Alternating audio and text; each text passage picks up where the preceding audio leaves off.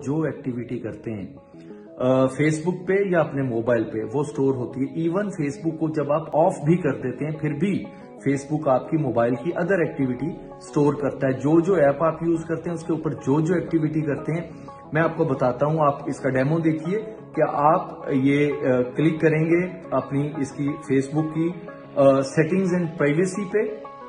उसके बाद आप सेटिंग पे क्लिक करेंगे तो आप ये देखिए कि इसके अंदर डिफरेंट जो है ऑप्शंस हैं आपकी फेसबुक के हवाले से।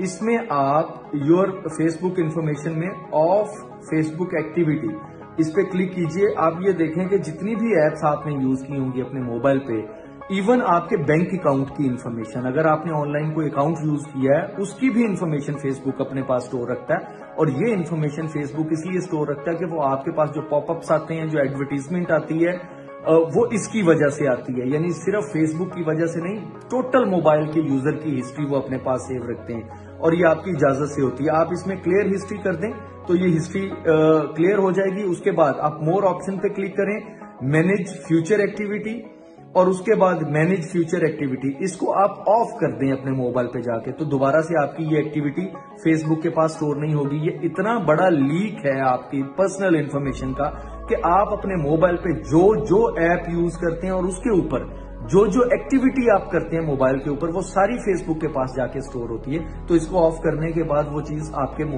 मोबाइल में फेसबुक के पास स्टोर नहीं होगी जाके।